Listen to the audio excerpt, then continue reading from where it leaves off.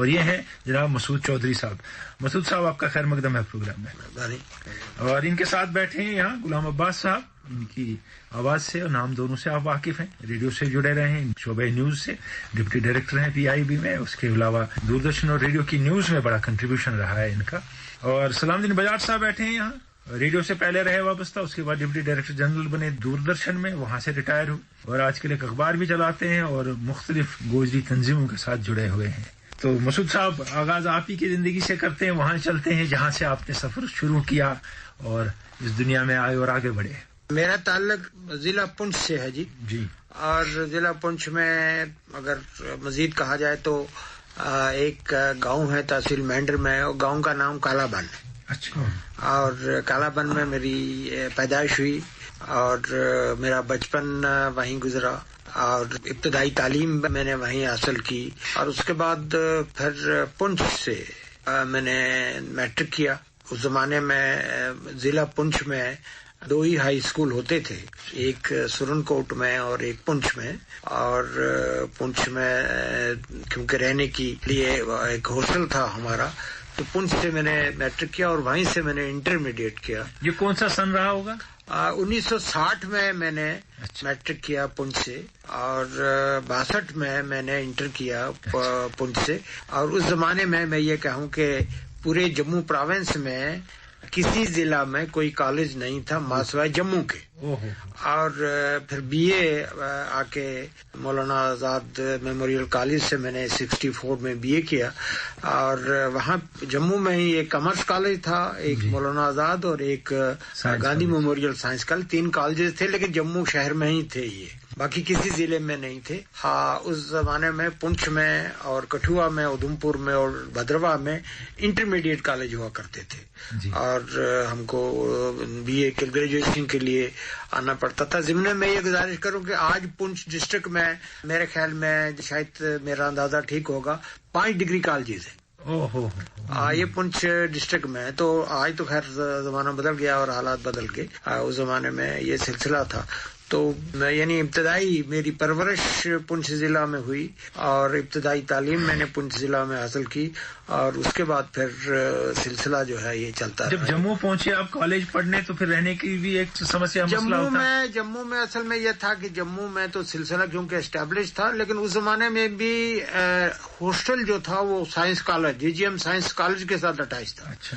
تو جتنے بھی طلباء جو ہیں وہ باہر سے آتے تھے, ڈوڈا سے, ادھمپور سے, کٹھوا سے, پونچھ سے, رجوری سے, تو وہ جو ہیں. اور یہ ہے کہ ضمن رجوری پونچھ ایک ہی ضلع تھا. اچھا. ہاں ایک ہی ضلع تھا. یہ 68 میں جا کے رجوری الگ ہو گیا. تو وہ سب لوگ ہمیں ہاسٹل میں جگہ مل جاتی تھی. ہاسٹل اتنا بڑا تھا وہاں کا, جو پرانا ہاسٹل تھا, تو ہاسٹل میں ہم نے 2 سال گزارے وہاں پہ. اور اس طرح سے کوئی لڑکیوں کا کالج بھی تھا تب جموں میں؟ ہاں وومن کالج تھا. ہاں وومن کالج تھا.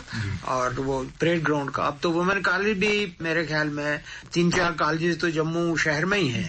اور تو کالجز کا سلسلہ یہ نظام بدل گیا اور سلسلہ بدل گیا. تو اس زمانے میں ذرا مشکل رہتا تھا, آنا جانا بھی مشکل رہتا تھا.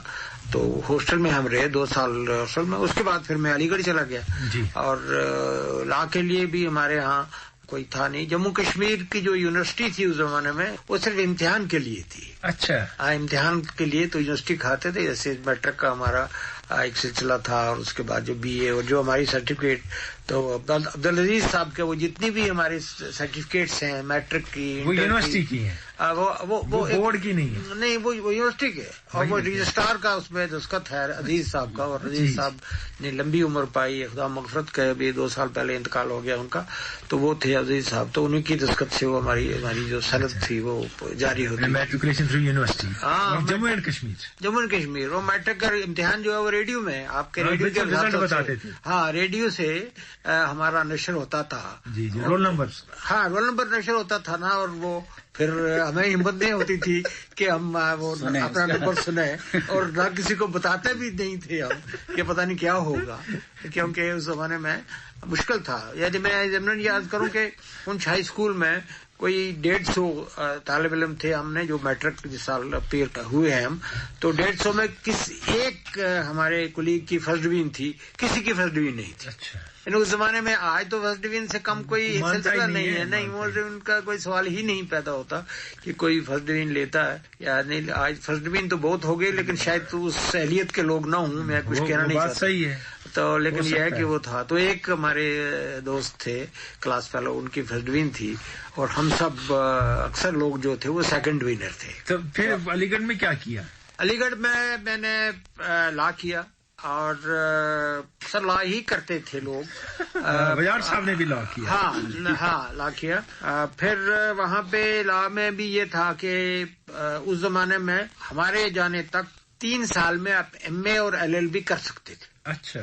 لیکن کوئی ایم اے کرنے کا کوئی ارادہ نہیں تھا میرا، اور نہ 3 سال وہاں رکنے کا. تو لہذا 2 سال میں ہم نے ہمارے جو ہے وہ میں نے لا کیا. اور پھر ہمارے جو لا ڈپارٹمنٹ کے جو ہیڈ تھے وہ انہوں نے بڑا اصرار کیا کہ مجھے LLM کرنا چاہیے. LLM کا بھی اس زمانے میں یہ بڑا ایک ہوا تھا کہ LLM ہوتی نہیں، وہاں اکثر لوگ LLM پاس نہیں کرتے تھے. اس زمانے میں پورے ہندوستان میں LLM کوالیفائی کرنا بہت مشکل سمجھا جاتا تھا، اور سمجھے کو حوالہ سا کرنے والی بات ہوتی تھی. تو پھر حالانکہ میں نے اپنے جو حفیظ صاحب تھے، وہ حفیظ الرحمان صاحب ہمارے لا پڑھایا انہوں نے، ان کے والد بھی وہاں رہے، ایک لمبا سلسلہ ہے ان کا. اور اکثر جموں کشمیر کے جو ہمارے ہم سے پہلے بھی جو ہم سے سینئر بھی تھے، وہ حفیظ صاحب کئی زمانے میں ایک لمبا عرصہ انہوں نے گزارا. تو وہ ان کا بڑا اصرار تھا کہ میں لا کروں. تو میں آخر دم تک، کیونکہ انہوں نے وائوا لینا تھا میرا، اور اگر خدا نخواستہ میں انکار کر دیتا تو وہ فیل ہی کر دیتے تھے. تو اس لیے میں نے کہا کہ ہاں میں LLM کروں گا. لیکن جس دن میں وائوا دینے گیا، بسترا پہلے ہی ہم اپنا ریلوے اسٹیشن پہ چھوڑ گئے اور وہاں سے بھاگ گیا. اور یہ کچھ اللہ کا فضل تھا، اور ہمارے جو وہاں استاد تھے بڑے مہربان تھے. میری فرسٹ ڈویژن تھی لا میں 2 سال فرسٹ ڈویژن رہی، اور پھر ڈسٹنکشن رہی.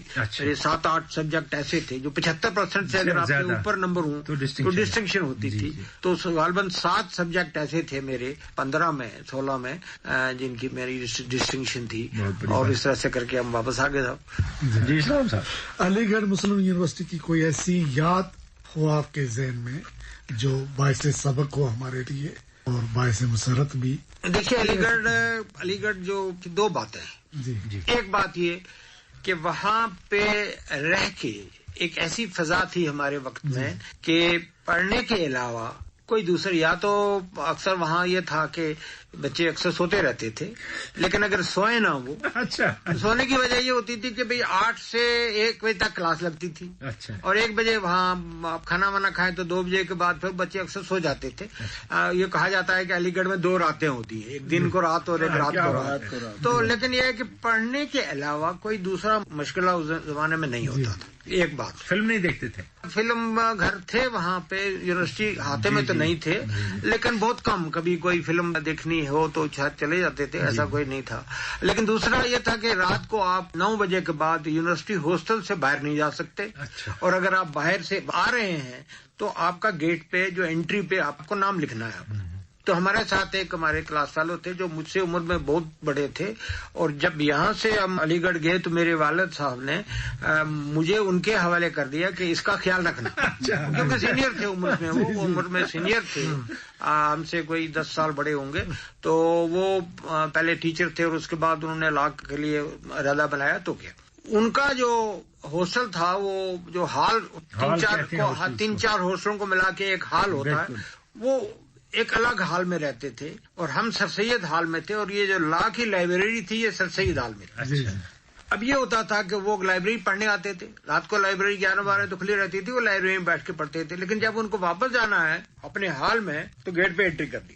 ہوا یہ کہ کوئی 1 مہینہ وہ مسلسل آتے رہے، اور 1 مہینہ ان کی انٹری ہوتی رہی. 9 کے بعد ہاں کہ بھئی ہوٹل میں لیٹ آتے ہیں یہ. تو ان کے گھر چٹھی چلی گئی ان کے والد کو کہ بھئی آپ کا جو صاحبزادہ ہے یہ ہمارے ہال میں رہتا ہے، یہ اکثر ہاسٹل میں لیٹ آتا ہے، اور پچھلے 1 مہینے سے یہ لیٹ آ رہا ہے.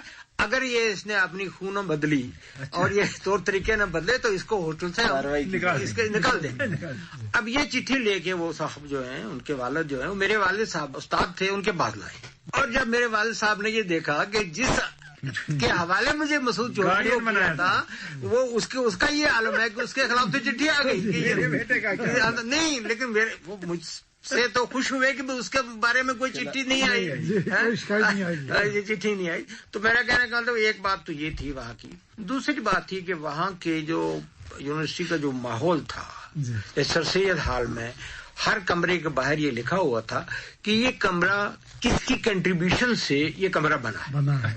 جب سر سید مرحوم نے شروع میں یہ سلسلہ شروع کیا تو چندہ پیسہ تو بڑا کامیاب تھا، تو وہ ان لوگوں کے نام لکھے ہوئے تھے. تو یہ ہمارے ایک ذہن میں یہ بات بھی آئی کہ اگر یہ سب مل کے ایک کام ہوا اور سب لوگوں نے کوآپریٹ کیا اور پھر جا کے یہ ایک ادارہ بنا ہے، تو ایک یہ بات یہ تھی، یہ بات ایک ذہن میں ہوئی. پھر اسی زمانے میں جو تھے ایک بہت بڑے آدمی جن کا نام شیخ محمد عبداللہ تھا، جو ہندوستان میں ویمن ایجوکیشن کے لیے مشہور ہیں، وہ وہاں پہ زندہ تھے اس وقت. اور شیخ محمد عبداللہ صاحب کا تعلق بنیادی طور پر پونچھ ضلع سے تھا. اور آپ حیران ہوں گے کہ انہوں نے 1895 میں لا کیا. 1895 میں جب، اور سید ایک لمبی کہانی ہے ان کی، لیکن میں عبداللہ حال انہی کے نام پہ، ہاں عبداللہ حال یہ انہی کے نام سے ہے، ہاں انہی کے نام سے ہے. اور جب ہم وہاں تھے تو ان کی ایک لڑکی وہاں پرنسپل تھی ویمن کالج کی، اور وہ زندہ تھے. اور ایک بڑی شخصیت تھی ان کی. انہوں نے یہ کیا کہ وہاں پھر وہ اس زمانے میں انہوں نے وہاں سے BA کیا تھا علی گڑھ سے ہی، اور اس کے بعد انہوں نے لا کیا الہ آباد سے، اور پھر سر سید مرحوم کے کہنے پہ وہ انہوں نے وہیں پریکٹس شروع کی. تو ایک بہت بڑی جائیداد کے مالک تھے وہ، لیکن انہوں نے ساری جائیداد یونیورسٹی کو وقف کر دی. یہ جو جہاں آپ کا ابھی عبداللہ ہال اور یہ ان کا ذاتی گھر تھا، وہ ساری پراپرٹی انہوں نے جو ہے وہ وقف کر دی تھی.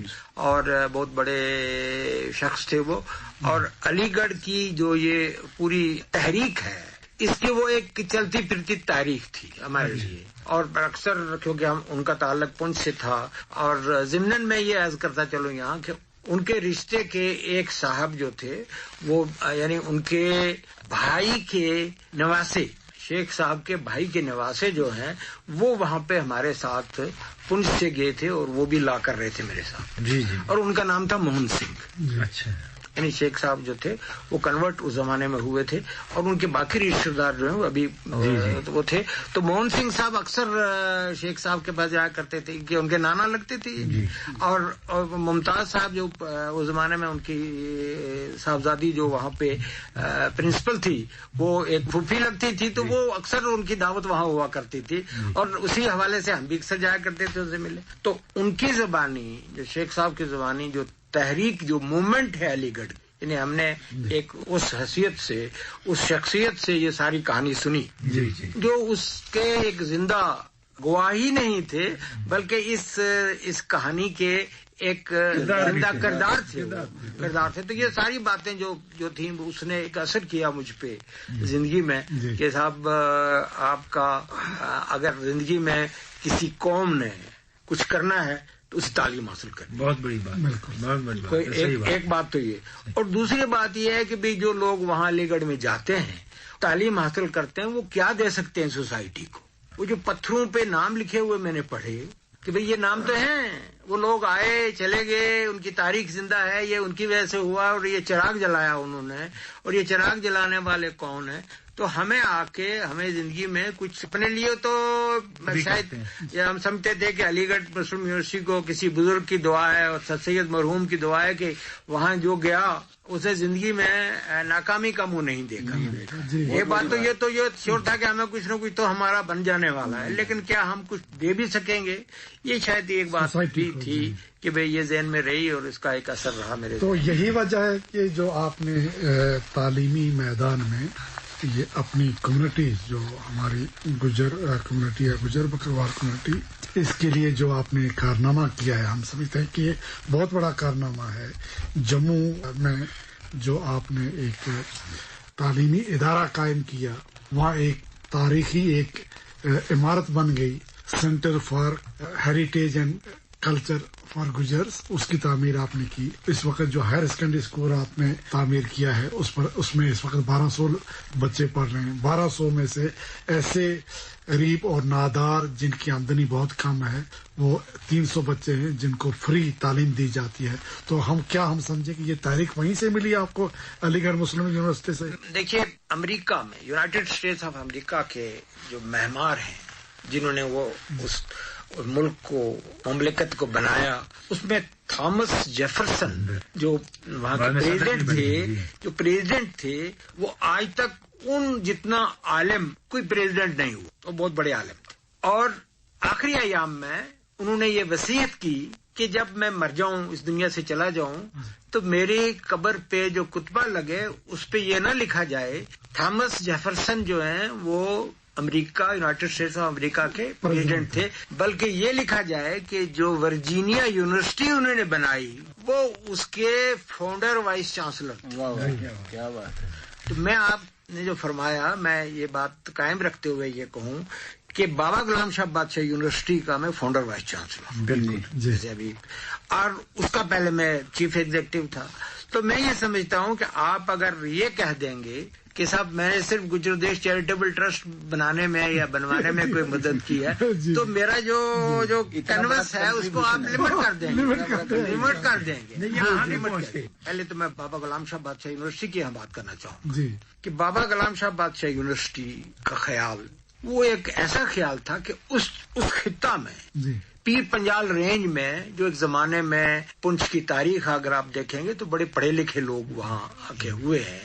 اور میں زیادہ تو نہیں نام لینا چاہتا، میں چراغ حضرت کا نام لوں گا، کرشن چندر کا نام لوں. تو ایسے لوگ جو ہیں وہ پنچ نے پیدا کیے. لیکن ابھی پوزیشن یہ تھی کہ بھائی ہاں، جب میں وائس چانسلر بن کے گیا کوئی بھی فرد وہاں کا یونیورسٹی کا ٹیچر نہیں تھا، یونیورسٹی لیول کا کوئی ٹیچر نہیں تھا. تو وہاں جو یونیورسٹی بنائی اور جس جگہ پہ وہ یونیورسٹی کا کنسٹیٹیوشن بنا، جو یونیورسٹی بنی، وہ یہ تھا کہ وہ ایسی جگہ سلیکٹ ہوئی جہاں دور دور تک آبادی نہیں ہے، وہاں پانی نہیں ہے، وہاں بجلی نہیں ہے. ہمارے عباس صاحب وہاں کے رہنے والے ہیں، یہ گواہی دیں گے اس بات کی. بالکل صحیح بات. اور وہ وہاں غیر لوگوں کا پہاڑی پر جنگل میں آپ نے نہیں جنگل تھا ہی نہیں نا، پہاڑ تھا، جنگل تھا، پانی نہیں تو جنگل کیسے ہوگا. تو وہاں غیر لوگ انوانٹیڈ جنہیں کہتے ہیں، غیر لوگوں کا وہاں پہ سے گزر تھا، وہاں پہ مجھے ایئر ڈراپ کر دیا گیا. تو مفتی صاحب اس زمانے میں، مرحوم زمانے میں چیف منسٹر تھے. تو کسی نے کہا کہ یہ پولیس والا شاید کچھ کرے وہاں پہ، اور انہوں نے مجھے کہا کہ بھئی آپ یونیورسٹی بنائیے. اس سے پہلے مفتی صاحب جب ایک بار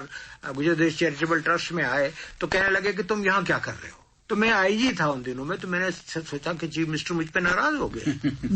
میں نے کہا جناب، کہنے لگا تمہیں یہاں جموں میں اسکول بنانے کی ضرورت نہیں، تم یونیورسٹی بناؤ وہاں جا کے. اچھا جی، یہ ان کے ذہن میں ویژن تھی ان کی. ہاں، یہ ان کا انہوں نے دیکھا کہ بھئی اگر جموں کے اس سنگلاخ زمین میں اس نے کچھ کیا ہے تو یہ ممکن ہے وہاں کچھ کرے. تو وہاں جب یونیورسٹی کا، تو کوئی آدمی یہ یقین نہیں کر سکتا تھا کہ وہاں یونیورسٹی بنے گی، کوئی یقین نہیں کر سکتا تھا کہ وہاں پڑھنے کے لیے طالب علم آئیں گے. وہاں کیسے آئیں گے؟ ریگستان، یہاں بستی نہیں ہے، بجلی نہیں ہے، پانی نہیں ہے، کوئی راستہ نہیں ہے، سڑک نہیں ہے، اور کوئی بلڈنگ نہیں ہے، عمارت نہیں ہے، ٹیچر کیسے جائیں گے؟ صحیح. تو مجھے انہوں نے وہاں ایئر ڈراپ کر دیا. اور اس کے بعد دسمبر 2004 میں انہوں نے کہا وہ تشریف لائے اور انہوں نے اعلان کیا کہ 8 مہینے میں نیکسٹ سیشن سٹارٹ ہوگا، یعنی اگست 2005 میں یونیورسٹی سٹارٹ ہونی چاہیے. یہ انہوں نے دسمبر 2004 میں وہاں جا کے اعلان کر دیا. اب ان 8 مہینوں میں مجھے یونیورسٹی UGC سے اس کا اپروول لینا ہے. بالکل. اور جو ٹیکنیکل کورسز ہے وہاں ان کا ٹیکنیکل کورسز کا گورنمنٹ کے جو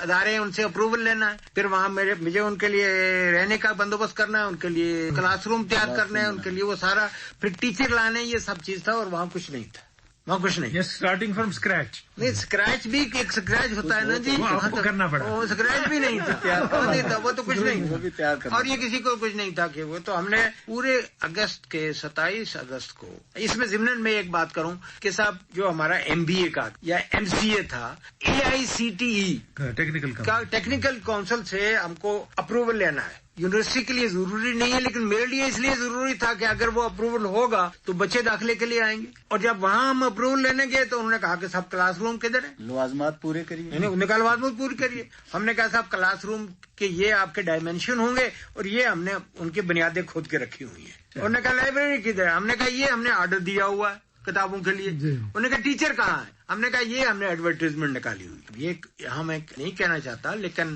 شاید میں نہ ہوتا تو AICTE والے اس طرح سے ادھار پہ سینکشن نہیں دیتے. سارا پیپر ہی تھا کچھ نہیں نا وہاں.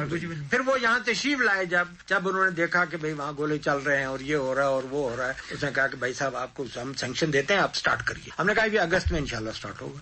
پھر اگست کے 27 اگست کو میں نے مفتی صاحب کو ایک میسج دیا کہ ہم 27 اگست سے کلاسز شروع کر رہے ہیں. ظاہر ہے کہ ان کو یقین نہیں آیا.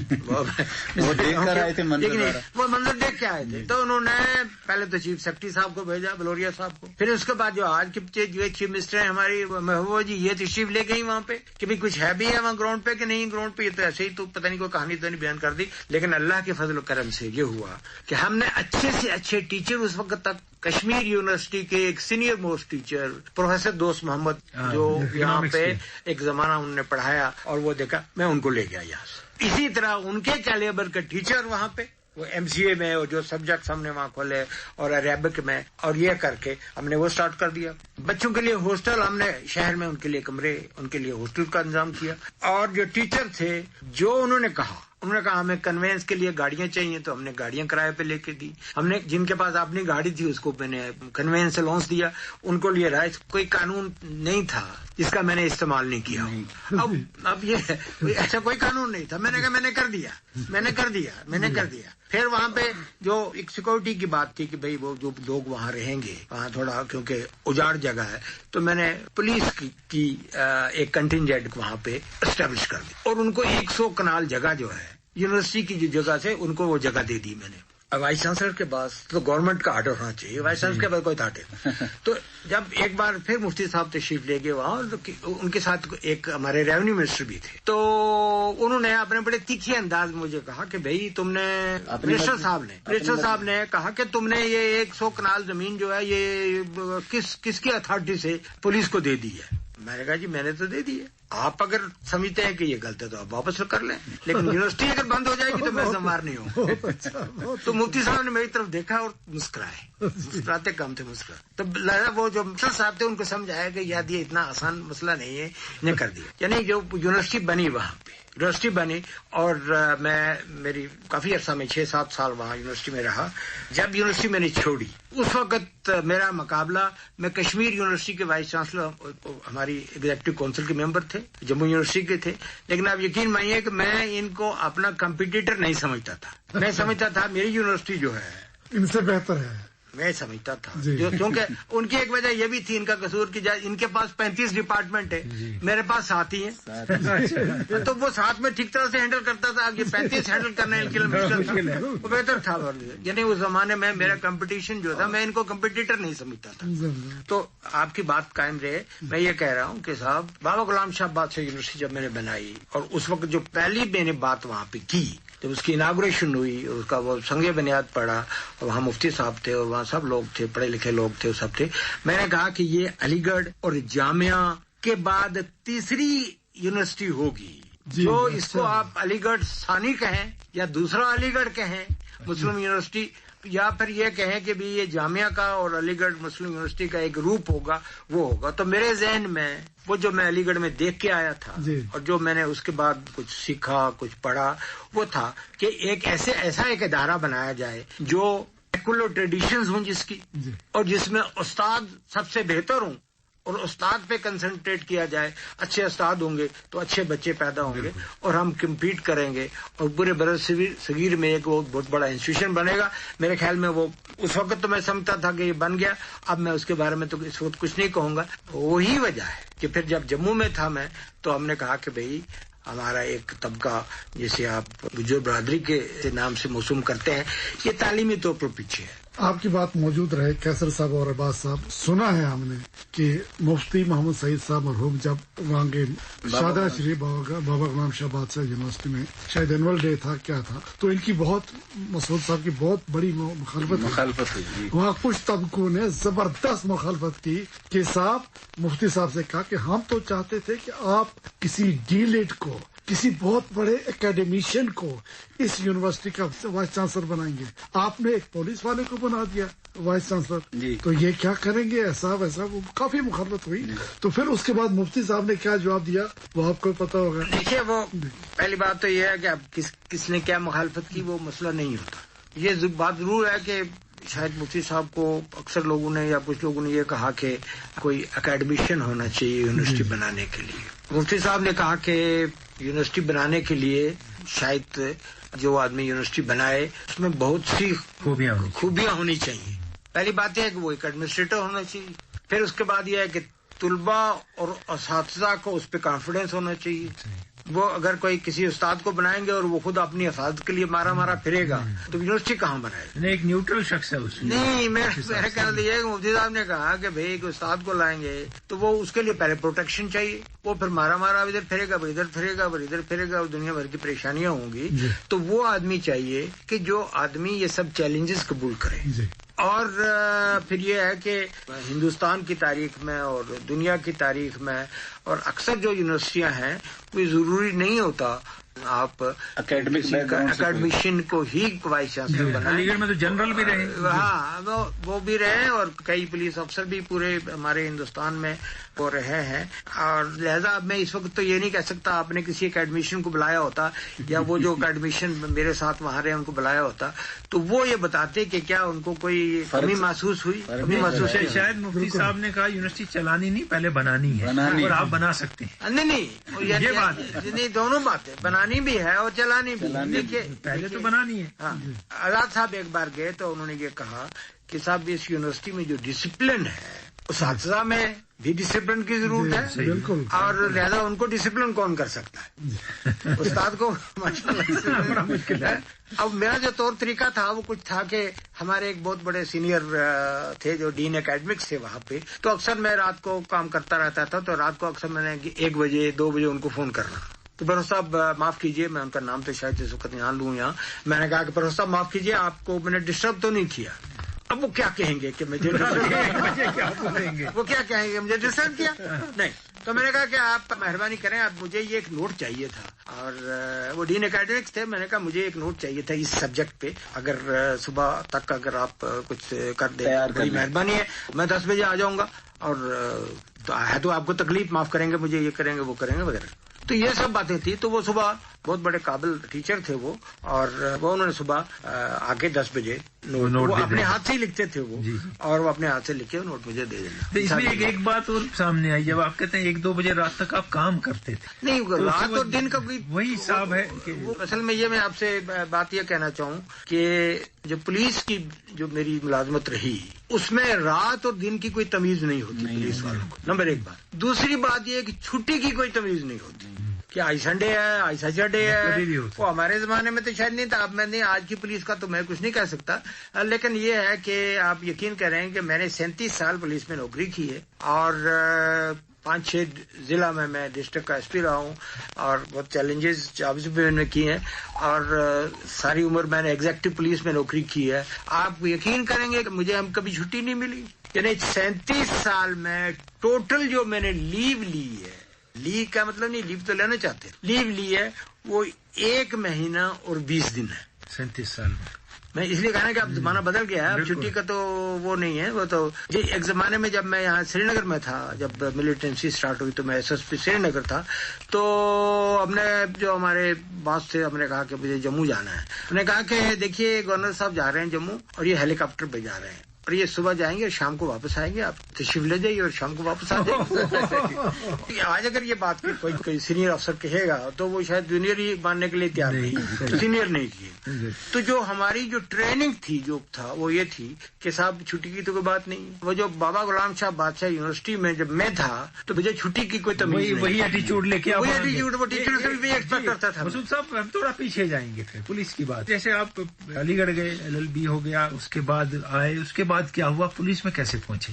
जब मैं BA करता था वहाँ पे तो फिलॉसफी मेरा सब्जेक्ट था BA में, और वो मेरे जो उस्ताद थे फिलॉसफी के वो बड़े मेहरबान थे और शायद फिलॉसफी में मेरे उस जमाने में पूरी स्टेट में सब्जेक्ट जो था तो उसमें से ज्यादा नंबर भी थे। अच्छा।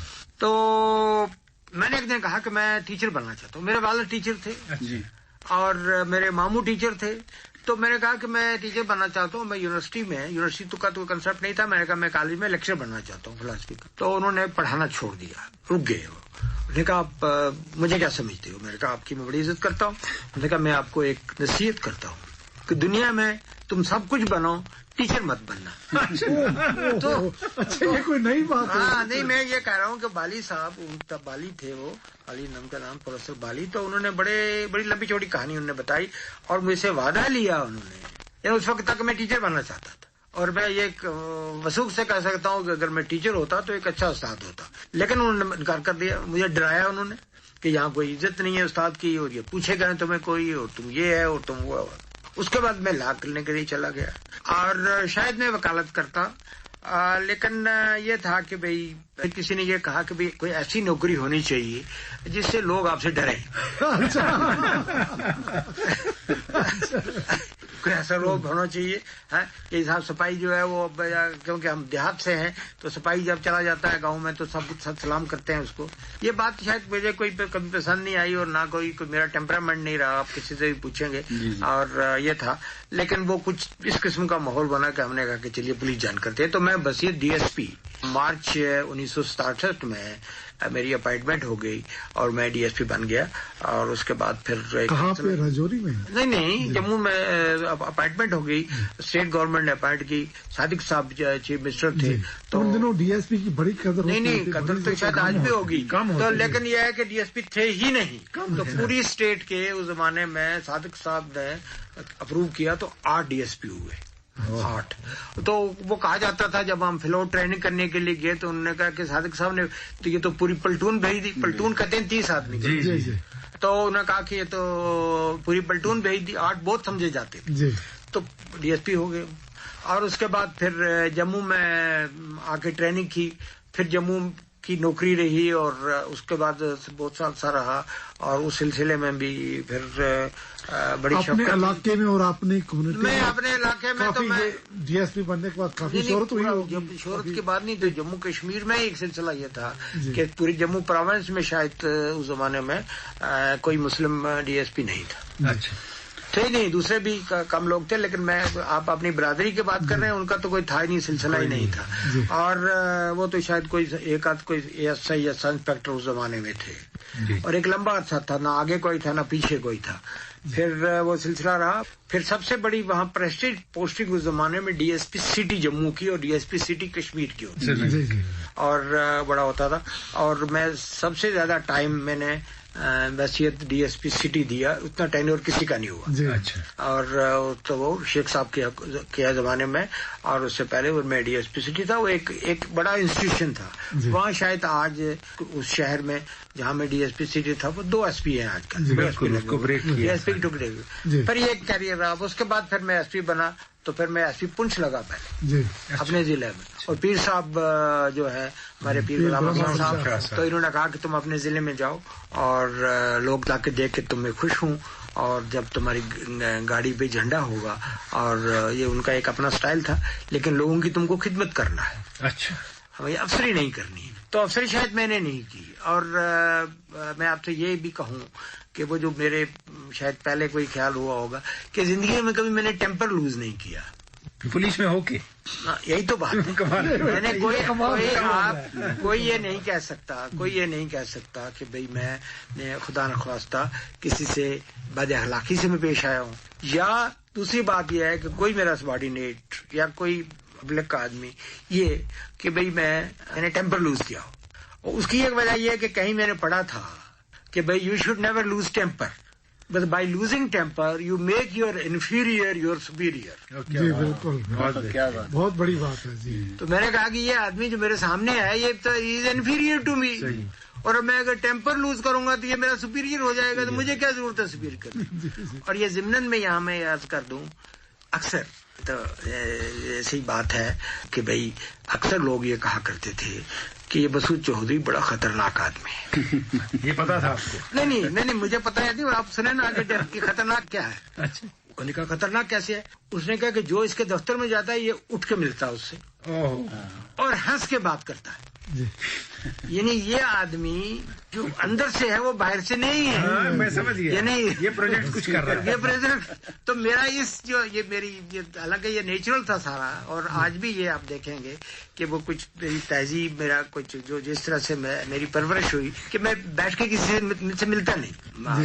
بجاج صاحب آپ نے کبھی دیکھا ہوگا یا بات صاحب نے دیکھا ہوگا کوئی بھی مجھے ملے گا تو میں اٹھ کے ملتا ہوں. اور دوسری بات یہ ہے کہ انہوں نے کہا کہ یہ کرسی پہ بیٹھ کے لوگ سمجھتے تھے یہ ایس پی ہو گیا یہ ڈی آئی جی ہو گیا تو یہ پھر تم تراک سے بات کرنی چاہیے اس کو. یہ ہنس کے بات کرتا یہ خطرناک آدمی. تو میرا خطرناک ہونے کا یہ ایک معاملہ. جیسے پہلے کہا تھا کہ پولیس میں جائیں گے ایسی نوکری کرنا مگر ان نے وہ کیا نہیں. وہ اس کی وجہ یا میں ذکر کروں یہ کہ یہاں پہ کہ ہمارے بڑے پولیس افسر ہیں جو مجھ سے سینئر تھے جن کا اثر میں نے لیا. قائد کا اثر آپ لیں جی. تو میں اس وقت دو جو قائد تھے ان کا ذکر کرنا چاہوں گا. ایک ہمارے پیر غلام حسن صاحب تھے. پیر غلام حسن صاحب کو ہم نے کبھی ٹیمپر لوز کرتے نہیں دیکھا. لیکن وہ ہی was the most powerful police chief ان کے زمانے میں. اور وہ آج تک بھی یہ ہے کہ اتنا پاورفل پولیس چیف نہیں ہوا ہے. کوئی نہیں ہوا. پاورفل کا مطلب یہ تھا کہ گورنمنٹ کوئی بھی رہی ہو گورنمنٹ کو انہوں نے جو بھی کہا جو بھی پرپوزل دیا گورنمنٹ نے کبھی ان کے پرپوزل کو ریجیکٹ نہیں کیا. پولیس کے چیف تھے ان کا پاور تو تھا ہی. کوئی بھی پولیس چیف ہوگا تو جو سبارڈینیٹ تو ان کا کہنا مانیں گے. لیکن وہ تھا. لیکن ان کا جو اخلاق تھا اور ان کا جو طور طریقہ تھا اس سے لوگ زیادہ ڈرتے تھے. ان کا پاور ان کی میں کمی نہیں آئی. وہ میں سمجھتا ہوں پاور بڑھی. دوسرے ایک ہمارے ڈی جی تھے سبروال صاحب تھے مہندر ناتھ سبروال ڈی جی رہے. وہ شاید اتنے پاورفل تو نہیں تھے لیکن وہ بھی یہ تھا کہ بہت نہایت بااخلاق اور کبھی وہ ٹیمپر لوز نہیں کرتے تھے. تو میں نے جب دیکھا کہ یہ اتنے سینئر لوگ جو بہت پاورفل ہیں اور دنیا ان کا لوہا مانتی ہے یہ کوئی غصہ نہیں نہ کرتے. تو غصہ کرنے والے تو شاید جو لوگ تھے ان کو تو کوئی زیادہ مسئلہ چلتا نہیں ہے. تو ایک وجہ یہ بھی رہی ہوگی. یہ بھی رہی ہوگی. اور اس طرح سے پھر میں ڈی آئی جی بھی ہوا پھر میں آئی جی بھی ہوا پھر میں ایڈیشنل ڈی جی ہوا. تو یہ جو رینک تھے یا یہ سارا سلسلہ تھا میں سمجھتا ہوں کہ یہ کوئی میرے دماغ میں کوئی بات گھسی نہیں. تو مجھ کو اس نے مجھے ہمبل کر دیا. یہ تو بڑی بات ہے کہ انسان نرم ہو جائے دھیرے دھیرے. جی میں ہمایوں صاحب کا شکر گزار ہوں کہ ہم پلہ تو نہیں ہو سکے لیکن کم از کم آپ نے ان کے پہلو میں بیٹھنے کے موقع دیا. مسعود صاحب کے ساتھ ملاقات کا کافی مجھے موقع خوش قسمتی ہے. دوردرشن کے یا ریڈیو کے پروگراموں میں بھی موقع ملا تو ویسے بھی کافی موقع ملتا رہا. میں تازہ بات کروں گا کہ اوڑی میں تھا ایک جگہ کسی شادی کے سلسلے میں گیا ہوا تھا. اشم بارڈر کے ساتھ جڑا ہوا ایک گاؤں ہے. مجھے بڑی خوشی بھی ہوئی. یہ ہمارے نمونہ کے طور پہ سامنے آ رہے ہیں. ان کو کسی ایک خاص طبقے کے ساتھ جوڑا جاتا ہے.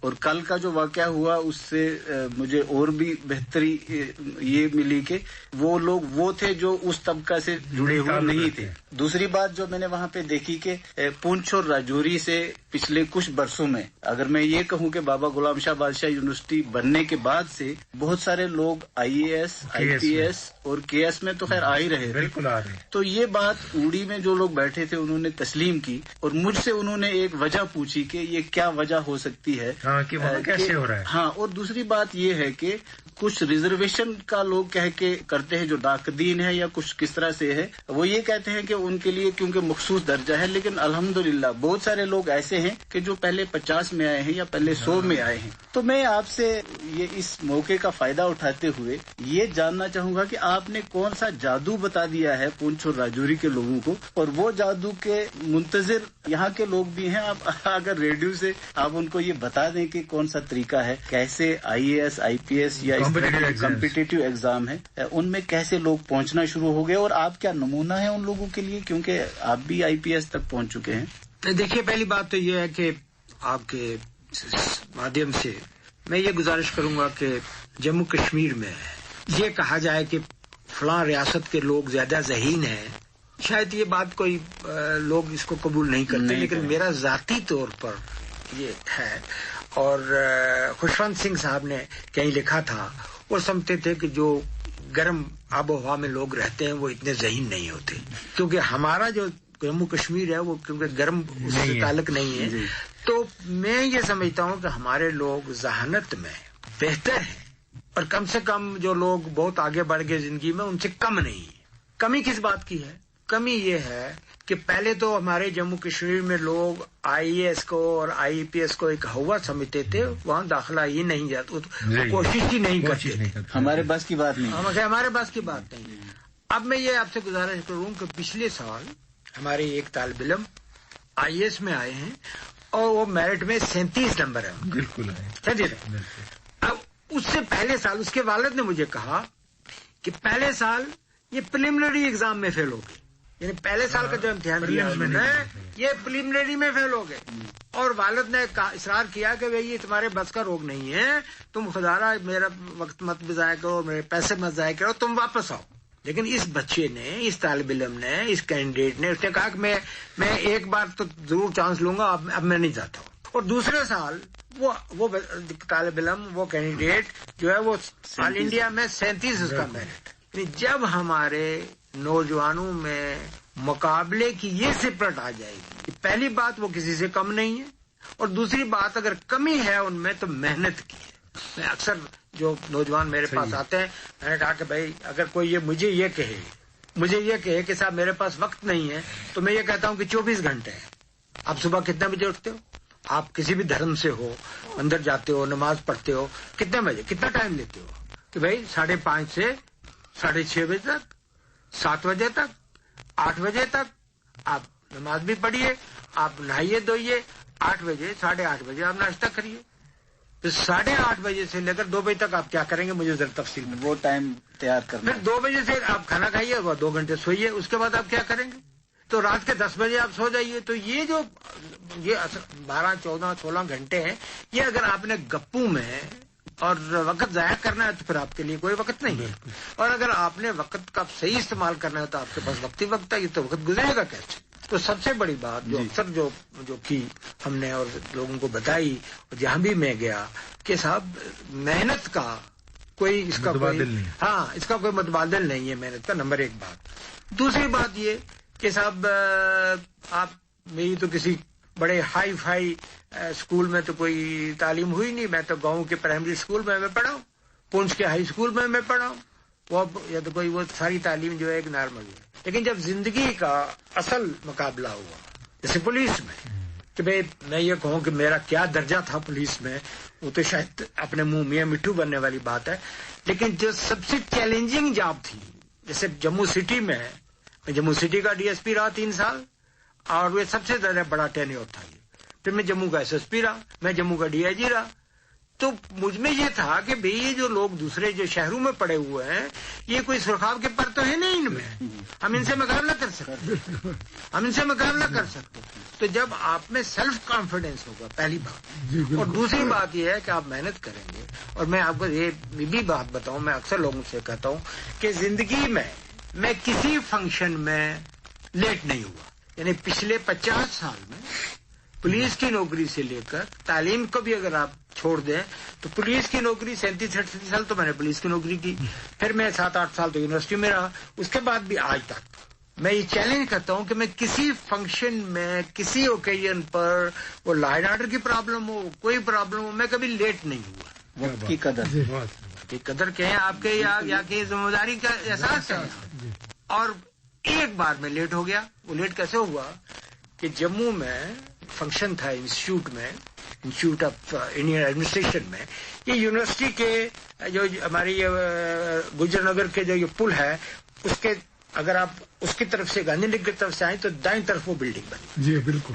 تو ایک فنکشن تھا وہاں پہ، وہاں گورنر صاحب کو آنا ہے، میں اس بلڈنگ کے سامنے والی روڈ جو ہے وہ 1 وے ٹریفک ہے، تو میں نے سستی دکھائی، میں نے کہا کہ یہ گاڑی وہاں پل سے ادھر آئے گی اور یہ عین بلڈنگ کے سامنے کھڑی ہوگی، تو مجھے یہاں اتر کے یہ جو 6 قدم چل کے جانا ہے، میں 6 قدم چلتا نہیں، میں گیٹ پہ اتروں گا۔ تو جب میری گاڑی پل پہ پہنچتی ہے تو گورنر صاحب پل کراس کر کے فنکشن پہ پہنچ جاتے۔ اچھا، یعنی اگر میں یہ سستی 1 منٹ کی نہ کرتا تو میں پہلے پہنچتا، تو میں اس کے بعد فنکشن میں نہیں گیا۔ تو مجھے بڑا افسوس ہوا کہ یہ پہلی بار میں اس فنکشن میں لیٹ ہو گیا، پھر ٹیکنیکلی لیٹ ہوا، میں لیٹ تھا نہیں۔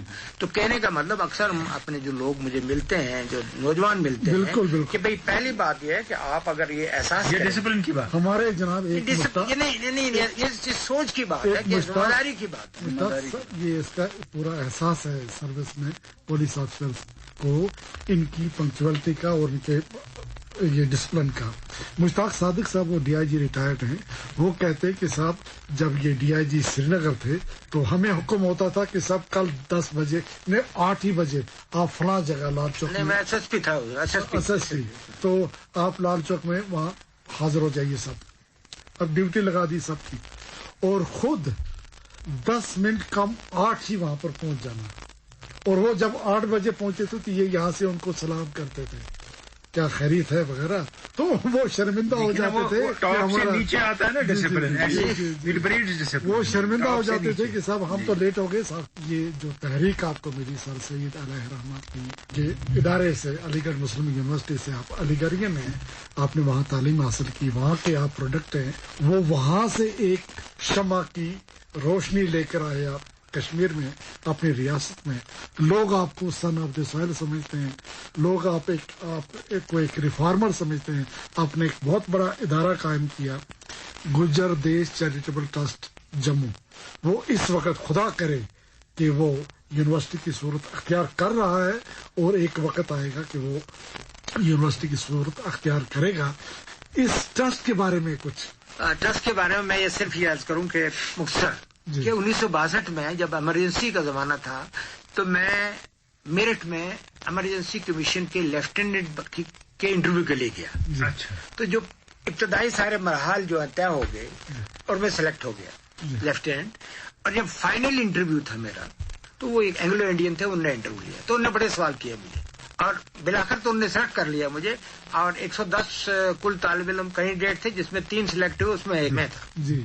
एक सवाल उन्होंने किया कि आपका सबसे जानी दोस्त कौन है आपका? तो मैंने अपने एक अजीज दोस्त थे, मेरे क्लास फेलो थे, उनका नाम लिया। उन्होंने कहा आप अगर दोनों जा रहे हैं और रास्ते में आपके दोनों पे कोई पेट्रोल छिड़क के आप दोनों को आग लगा दे तो आप क्या करेंगे? ये सवाल था। मैंने कहा मैं पहले अपनी आग बुझाऊंगा, अपने कपड़ों की आग बुझाऊंगा और उसके बाद दोस्त की बुझाऊंगा। और इसमें अगर मुझे जितना भी नुकसान होगा, अगर मेरी जान भी चली जाएगी तो मैं पीछे नहीं हटूंगा, लेकिन पहले मैं अपने आग बुझाऊंगा। उसने जरा मुझे बड़ा सीरियसली देखा और कहा आप जा सकते। मैं उठ के बाहर आ गया।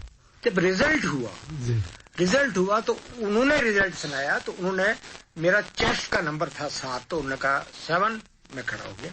35 वो खड़ा हो गया और एक और 71 था वो खड़ा हो गया। तो हम तीनों को तो कहा कि तुम रुक जाओ, बाकियों को कहा कि आप जा सकते। तो मतलब यह है कि हम 3 सेलेक्ट हो जी। तो मैंने उन दोनों से पूछा कि क्या आपको ये सवाल इसने पूछा था या आग लगने वाला? उसने कहा हम दोनों से पूछा था। हमने भी यही कहा कि पहले हम अपनी आग बुझाएंगे। मतलब यह है कि 110 कैंडिडेट में 107 ने ये कहा कि पहले दूसरे की बजाएंगे, उन्होंने कहा ये हिपोक्रेट है, ये मुनाफिक है। पहली बात ये है जब खुद ही जल गया तो दूसरों को कैसे बताया? तो अब ये गुजर देश का जो मामला है, मेरी जो बरादरी है, जो मेरे आबा अजदाद है, मेरे बहन भाई हैं, वो खाना बदोश है। तो पहले तो मुझे अपनी आग बचानी है ना। हाँ, और उसके बाद यह है कि जब मुझे थोड़ी सी फुर्सत मिली तो हमने बाबा गुलाम शाह बादशाह यूनिवर्सिटी बनाई। हाँ, तो लिहाजा गुजर देश का तो एक वजह ये थी, वो मेरे जहन में रहा कि मुझे पहले अपनी आग बचानी है। और अच्छा, जहाँ तक गुजर देश चैरिटेबल ट्रस्ट का ताल्लुक है, जम्मू कश्मीर के मैं अगर ये ट्रस्ट खड़ा हुआ है तो ये गुजरों की वजह से नहीं है। मैं आज ये कह दूँ आपको, उनको तो समझ ही नहीं थी कि ये क्या कर रहा है, ऐसा कोई सिस्टम नहीं था। यहाँ जिन लोगों ने मेरी मदद की, अगर आप मुझे जानते हैं, मैं लाऊं, या यूसुफ टैंक साहब है, या हमारे नईम अख्तर साहब है, या हमारे अशरफ साहब है जो डायरेक्टर जनरल टूरिज्म थे वो थे, या सलीम बेग साहब है, या बेशतर ऐसे नाम है, या सतीश साहनी साहब थे, बलराय पुरी साहब थे, जिन लोगों की मावनत की वजह से ये ट्रस्ट बना।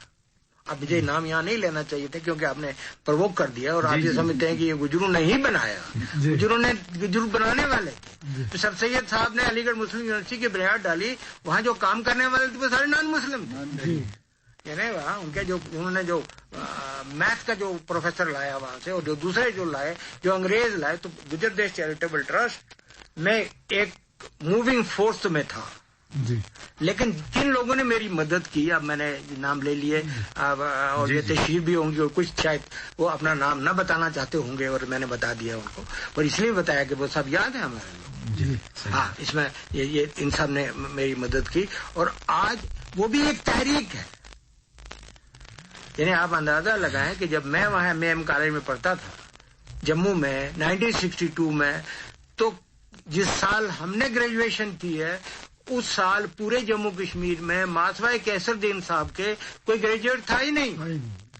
تو 1964 میں پوری کمیونٹی جموں کشمیر میں جو آپ کی برادری ہے گجر جنہیں آپ موسوم کرتے ہیں، ان میں 2 گریجویٹ ہوئے، ایک میں اور ایک دوسرے میرے صاحب تھے جو میرے کلاس میں تھے. تو یہ تو حالت تھی ہماری. اب یہ خود ہماری ایک تحریک. اور کشمیر میں واحد نہیں تھا لا گریجویٹ 1977 میں. نہیں، وہ اب بھی شاید آپ ہی ہوں گے. اللہ مالک ہے. تو میرا مطلب یہ ہے کہ یہ سب لوگ ہمارے جو جتنے بھی دوسری برادریاں ہیں، دوسرا سماج ہے، انہوں نے کوشش کی. یعنی جو سب سے اب جیسے جو بھی حکومت یہاں رہی ہے، ابھی ہماری جو چیف منسٹر ہیں وہ تشریف لے گئی وہاں ٹرسٹ میں، تو ایک اچھی خاصی امداد انہوں نے دی اور انہوں نے یہ کہا کہ آپ کو جتنا پیسہ چاہیے گورنمنٹ دے گی، آپ کچھ کریے، کچھ کر کے دکھائیے. پھر اس سے پہلے فاروق صاحب تھے، اس سے پہلے مفتی صاحب تھے. تو جو بھی وہاں گیا اور انہوں نے جب دیکھا ہمارا کام دیکھا تو انہوں نے کوئی کنجوسی یا کوئی ایسا نہیں کہا کہ ہمیں ڈسکریج نہیں کیا. اور سب سے بڑی حالیہ مثال جو ہے جتنی ایڈ اور جتنی انکریجمنٹ ہماری جو پریزنٹ چیف منسٹر انہوں نے کیا، شاید اس سے پہلے کبھی نہیں ہوئی. اور انہوں نے یہ بھی میں یہاں کہہ دوں کہ کچھ زیادہ مدد دینے کا وعدہ فرمایا. اور میں نے جب گورنمنٹ سے وہ پرپوزل بھیجا تو میں نے کہا کہ یہ کم کر دو، اس کو ادا کر دو. جی اچھا، یہ ایسے کیوں؟ نہیں، میں نے کہا کہ زیادہ سے زیادہ نہیں. سنیے نا کیونکہ اس کا مجھے حساب دینا 8 مہینے. تو میں نے کہا 8 مہینے خرچ نہیں ہوگا. تو میں جب چیف منسٹر سے ملنے گیا تو انہوں نے فرمایا کہ آپ کو وہ پیسہ مل گیا تھا. میں نے کہا ہم نے آدھا پیسہ نہیں لیا. تو انہوں نے فرمایا کہ آپ نے کیوں نہیں لیا؟ ہم نے کہا جناب آپ سے تعلق آگے کے لیے بھی تو رہنا چاہیے نا. تو میرا کہنے کا مطلب یہ ہے کہ صاحب گجر دیش چیریٹیبل ٹرسٹ بنانے میں شاید ہم نے ایک فورس کے طور پہ استعمال کیا، لیکن باقی معاملات جو ہے یہ کیسر صاحب، یہ ہماری کمیونٹی میں گجر بکروال کمیونٹی میں بہت بڑا یہ بڑی بات ہے.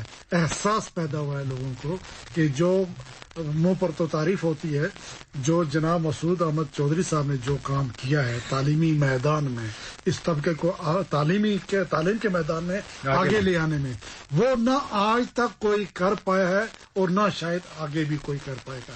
تو مسعود صاحب، ہم نے یہ بھی سنا ہے کہ محبوبہ مفتی جی نے آپ سے گزارش کی ہے کہ صاحب ویسا ہی ادارہ جیسا آپ نے جموں میں تعمیر کیا ہے، بنایا ہے، ویسا ہی ادارہ آپ یہاں کشمیر میں بنائیں، ویسا ہی کام. بات یہ ہے کہ اس کے بارے میں یہ بالکل آپ ٹھیک کہہ رہے ہیں، لیکن میں یہ بات کا اعلان یہاں کر کے آپ خام میں مجھے پھنسانا چاہتے ہیں. پھنسانا چاہتے ہیں. چیف منسٹر صاحبہ نے ایک بار نہیں اور باقی بھی ان کے جو رفقا ہیں جو انہوں نے کہا کہ صاحب آپ کشمیر میں زیادہ ضرورت ہے. آبادی کیونکہ جموں اور پاکستان کی تقریباً برابر ہے، کشمیر ضرورت. اب ہماری یہ ہے کہ کشمیر میں جب تک وہاں کے خود نوجوان آگے نہ آئے، اب وہاں سے پنچ سے آ کے جموں سے آ کے اب ہم کیا کریں گے؟ صحیح بات. تو ان کی جو کل یہاں پہ آپ کا کلچرل میٹ ہوئی، یہاں پہ لٹریری اور ثقافتی جو آپ کی میٹ تھی اور سارے نوجوان یہاں آئے تھے، تو کل بھی میں نے ان کو یہ کہا کہ آپ اگر ہمت کریں اور ہمارا ساتھ دیں، تیار ہو جائیں، تو ہم ایسا ہی ادارہ کشمیر میں بھی جہاں پہ یہاں کی بچیاں جو ہیں وہ داخل ہوں، ہم بچے وہاں پہ پڑھیں، وہ ادارہ تو سب کے لیے ہوگا جیسے جموں میں ہے، لیکن یہ ہے کہ ہم خاص توجہ دیں گے، آپ کے لیے خاص ٹیوشن کا بندوبست کریں گے. لیکن اس میں کنڈیشن یہ ہے اسلام دین صاحب، بجار صاحب، کہ صاحب اس میں آپ کو پہلے تیار ہونا ہے. آپ آرام کمروں میں، معاف کریں، آپ آرام کمروں میں آرام فرماتے رہیں اور ہم وہاں سے آ کے یہ مصیبت سر پہ لیں. مصیبت یہ نہیں ہے، یہ ایک امتحان ہے. جناب، میں آپ کو مبارکباد دینا چاہتا ہوں. ہمارے کشمیر میں مالی حالت یہ ہے کہ لوگ 10 روپیہ بھی چندہ دینے کے لیے ہمیں چندے کی ضرورت ہی نہیں ہے. کل جو فنکشن ہوا یہاں मीडिया कॉम्प्लेक्स में, वहाँ जो नौजवान थे, वहाँ जो हमारे इस तबके गुजर तबके से, मैं भी वहाँ मौजूद था, तो चौधरी सलाउद्दीन कपवाड़ा वाले ने ऐलान किया कि मैं हालांकि गरीब गुजर हूँ लेकिन मुझे जमीन बेचनी पड़े मैं 1 लाख रुपया दूंगा। तो मैं मुबारकबाद देता हूँ कि वो जो मीटिंग थी वो बड़ी कामयाब रही। तो उस पर आगे चलने का आपका बजाज साहब एक बात है कि अभी हम मसूद चौधरी साहब से बात कर रहे थे कि एक ने पहले ये ट्रस्ट बनाया, फिर बाकी मिशन हुआ, फिर एक यूनिवर्सिटी इनकी मिशन थी और नया मिशन इनको मिल गया है। जी कश्मीर में ये काम आप शुरू करेंगे, आगे बढ़ेंगे। ये जनाब ये है कि हमारी कौम से मेरी मुराद वाइडर सेंस में। जी जी। अफसोस ये है, मैं आज सुबह एक साहब ने मुझे पुंछ से फोन किया, कोई टेलीविजन पे हमारे जो चेयरमैन है उनका प्रोग्राम था, तो उन्होंने कहा कि साहब उन्होंने बड़ा अच्छा प्रोग्राम किया। तो मैंने कहा कि साहब पूरी दुनिया में अगर मुझे कोई कहे तो मुस्लिम्स की प्रॉब्लम क्या है, कि साहब नोबेल प्राइज जो पिछले 100 साल में, तकरीबन 100 साल में 500 लोग ऐसे हैं जिनको नोबेल प्राइज मिला, लगभग 500, और ऐसे लोग भी हैं दादा को मिला, बाप को मिला, बेटे को मिला और बहू को मिला, मियाँ बीवी को मिला, मियाँ बीवी को मिला।